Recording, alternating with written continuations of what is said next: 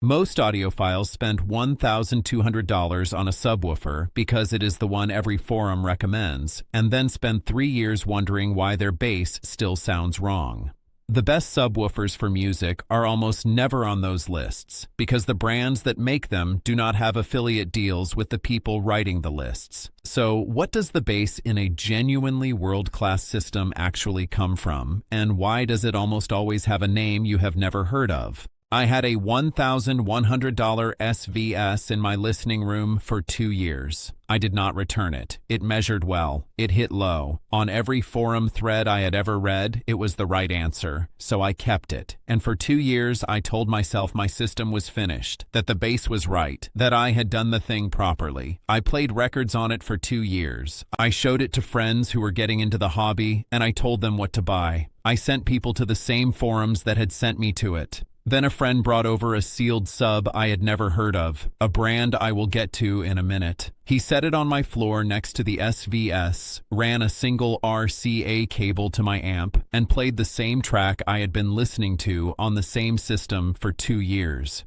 He did not say anything. He just played it. I heard something I had not known I was missing. Not more bass, not louder bass, better bass, the decay of each note hanging in the room exactly as long as it should, and then stopping cleanly, no overhang, no bloom, no sense of the woofer chasing itself around the cabinet after the note had already ended in the recording. The kick drum landed and stopped. The bass guitar note spoke and resolved. The low end sounded like it was coming from instruments in a room rather than from a speaker cabinet doing its best impression of instruments in a room. I had not known that was the problem because I had never heard the problem solved. I returned the SVS within the week, and I have not looked back since. The SVS is not a bad subwoofer. Let me be clear about that. It is a well-built, well-measured, well-supported piece of equipment, and there are rooms and systems where it is exactly right. It is also the product of a company with an enormous marketing budget, an affiliate program that rewards anyone with a podcast or a YouTube channel for recommending it, and 15 years of word-of-mouth momentum. It is on every list because it has always been on every list. That is how recommendation culture works. Not because every person who recommends it sat down and compared it against everything else at the same price and reached an independent conclusion. Because someone they trusted put it on a list, and they passed the list on. The list perpetuates itself. The buyer pays for the marketing.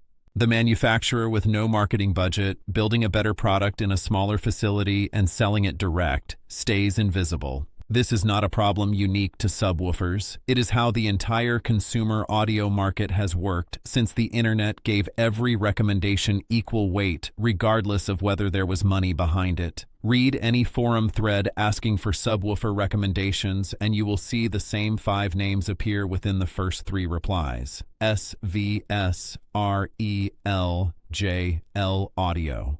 Rythmik occasionally, because Rythmik has been around long enough to have accumulated genuine advocates. And the rest of the list exists in a kind of perpetual shadow, known to the people who know, invisible to everyone else. I spent 3 years in that shadow before I found my way out of it. The sub my friend brought over was a Rythmik. I bought one the week I returned the SVS. I bought a second one 6 months later. 2 10-inch sealed subs in opposite corners of my room cost me less than the single large sub I had returned, and they do more for my system than anything else I have ever bought for it. But I am getting ahead of myself. The point is that if you have been chasing better bass for years and have not found it yet, the problem is almost certainly not that you have not spent enough money. The problem is that you have been looking at the wrong list. Quick word before I go further. The old methods my family uses, there is more of it than fits in any one video. I gathered the whole of it into a book you can buy in our pinned comment below.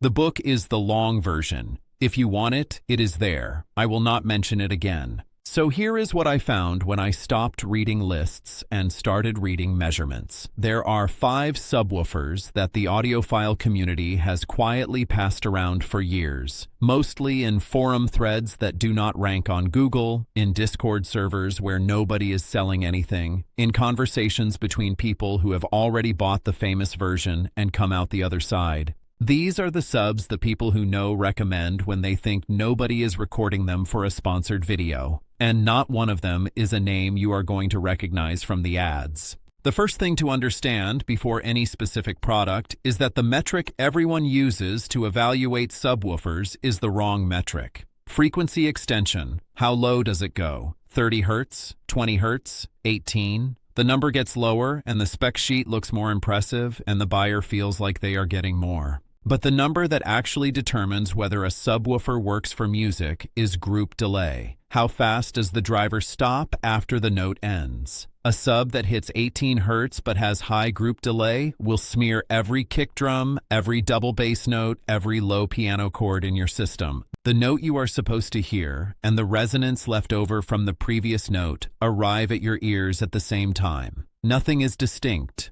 Everything blooms. You turn it up trying to hear it better, and it gets worse. The reason this metric does not appear in most reviews is that measuring it correctly requires a calibrated room and genuine effort, and the publications that would run those measurements often have commercial relationships with the brands they review. Audio Science Review does not. It is run by volunteers, accepts no advertising, and publishes complete CEA 2010 burst measurements and group delay plots for every sub it reviews. That is where you go to find out what a subwoofer actually does as opposed to what the manufacturer says it does. The second thing most buyers get wrong is the cabinet type. Most subwoofers sold in consumer audio are ported. They have a hole or a slot in the cabinet tuned to a specific frequency. Below that tuning frequency, the output drops sharply, like walking off a cliff. The reason manufacturers prefer ported designs is that for a given cabinet and driver size, ported produces more output at certain frequencies. The spec sheet looks better. The demo at the trade show sounds impressive. A sealed subwoofer has no port. The driver works against the air trapped inside the cabinet, and the roll-off below its rating is gradual rather than sudden. For music, where bass content is spread across a wide range of frequencies rather than concentrated at the very bottom, the sealed design integrates better with main speakers. The transition sounds like one coherent thing rather than two separate sources fighting each other. Sealed also tends to produce better group delay, which brings us back to the only metric that matters for music listening. The practical implication is this. If the majority of what you play is music, a sealed sub will give you a more satisfying result than a ported sub with a more impressive specification. If what you mainly watch is action films, where you want the impact physical, buy ported with a lot of output. If you do both equally, the HSU VTF2 with its variable port configuration is the most intelligent purchase available at that price because it is genuinely either one depending on what you plug or unplug that evening. There is one more insight that most people discover too late, and it is probably the single most useful thing in this video. Two smaller subwoofers almost always outperform one larger one in a domestic listening room. Two 10-inch subs placed on opposite sides of the room produce bass that is smoother across more listening positions than one 15-inch sub in the corner. This is not about total output. It is about how sound waves interact with a rectangular room. Multiple bass sources create more even pressure distribution. The peaks and nulls that make bass unpredictable are reduced when two subs work from different positions. Every acoustician who works in residential installations knows this. It is almost never discussed in consumer forums because it requires buying two of something instead of one impressive thing, and two of something does not make for a satisfying headline. If your budget is $1,000 and you are choosing between one impressive $500 sub and two modest $450 subs placed symmetrically, the two subs will almost certainly give you better bass. Two Rythmik L12s, two HSU VTF-2s, two Funk Audio 10.0 HS. This is what people who have been doing this for 20 years eventually land on. They stop chasing the single impressive sub and start thinking about room acoustics as the actual problem they are solving. Here are the 5. The Rythmik Audio L12, $579 direct from Rythmik's website, sealed enclosure, 12-inch driver, 300 watts RMS, and a servo feedback mechanism that is the most important thing about it. Servo control means there is an accelerometer mounted on the cone that reports back to the amplifier describing what the cone is actually doing versus what it was told to do. The amplifier corrects in real time. Cone overshoot is actively canceled rather than passively damped. This is the technology used in studio monitoring subwoofers that cost $4,000. Rythmik puts it in a box for $579. If you listen to music more than movies, start here. The HSU Research VTF2MK5, $699 direct. 3 tuning ports on the back of the cabinet. Plug them or unplug them. Each configuration changes the tuning frequency and changes the character of the bass. All ports open and the sub goes deep with more output at the bottom. All ports plugged and it behaves like a sealed sub, tighter, faster, better integrated with music. 2 plugged and 1 open puts you in between, which is exactly right for most mixed-use systems. Nothing else at this price point does that. HSU has been building subwoofers in California since 1991 with no affiliate program and 30-year customers who have never bought anything else. The Power Sound Audio S3601, $799 direct from PSA. Flat response to 18 Hz in a typical room. 1200 watts RMS. Peak output that competes with subwoofers at double the price. This is the one if you need both music and the kind of home theater bass that moves the floor. PSA builds their own amplifier modules rather than sourcing from the same OEM suppliers everyone else uses. Ships from Pennsylvania in 3 to 4 weeks. Worth the wait. The Arendal Sound 1723 1S, $999 direct, ships from Norway. There is a shipping cost. Budget for it. Arendal was founded by people from professional audio, and the 1S was tuned specifically for music listening, for long sessions with records rather than films. The integration with stand-mount speakers is as seamless as anything I have heard below $2,000. 60-day return policy. You try it in your own room with your own amp and your own music, and you decide. The Funk Audio 10.0, approximately $620 at current exchange rates, direct from Funk Audio in British Columbia. Servo-controlled, sealed, 10-inch driver, almost completely unknown outside a small community of Canadian audiophiles and an AVS forum thread that has been running since 2014. Measured performance that puts it in conversation with sealed subs at twice the price. Funk does not advertise. They build a specific number of units per year and sell direct. Lead time is sometimes 2 to 3 months. Put your name on the list. Now here is the part that determines whether any of these work in your specific room, and it has nothing to do with which sub you choose. Download REW, Room EQ Wizard, free. Pair it with a miniDSP UMIK 1 measurement microphone for $75. Run 1 measurement session in your listening room before you spend anything on a subwoofer. What you will see is a bass response that looks nothing like the smooth line on the manufacturer's spec sheet.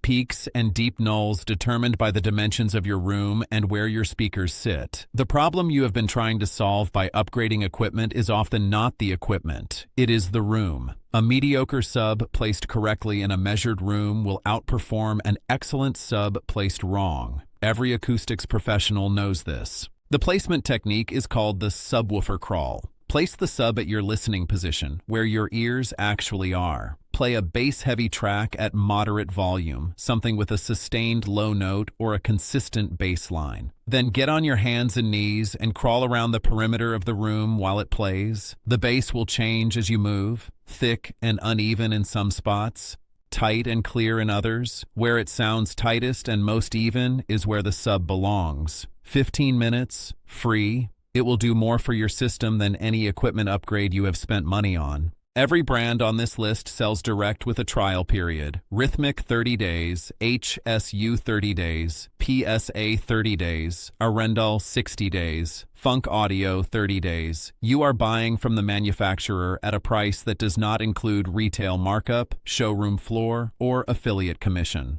The margin goes into driver quality, amplifier engineering, and a return policy that removes your risk. You are not guessing, you are listening in your room and deciding with your ears. The broader truth underneath all of this takes most people years to arrive at. The brands with the biggest presence in the conversation are not necessarily the brands making the best products. They are the brands that invested in the conversation. As a buyer, your job is to separate the investment in marketing from the investment in engineering. A company that puts its budget into servo feedback systems and direct sales is a different company from one that puts it into affiliate programs and trade show booths and charges you for all of it in the price tag. Every experienced listener I know has landed on the same conclusion eventually. The sub that actually changed their system was the one they had never heard of until someone who had already been through the famous ones mentioned it quietly, with no link and no commission and no reason to say it except that it was true. That is the only recommendation worth having.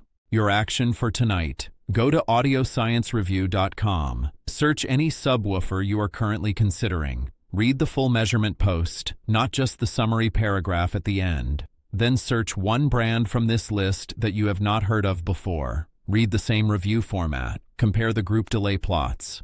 Compare the CEA 2010 burst output numbers at the listening levels you actually use. You do not have to take my word for any of it. The data is public. The measurements are repeatable.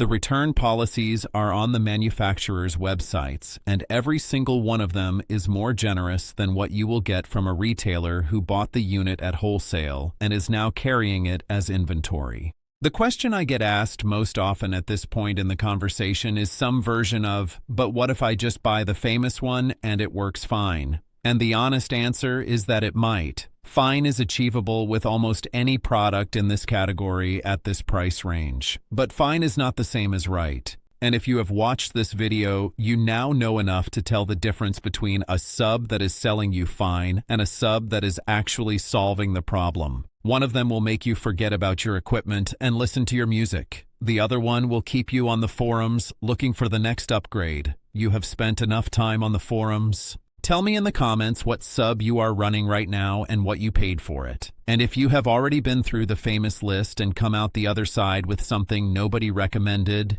tell me that too. Those are the comments I find most useful and most honest. I read everyone, and the ones from people who came out the other side of the famous list tell me more about how this hobby actually works than anything else I could read. And next time, we are going to look at the $200 DAC that professional mastering engineers have used on records you already own, and why it costs $200 instead of $2,000. The answer involves a company that stopped caring about trade shows in 1987 and never looked back. That one is next week.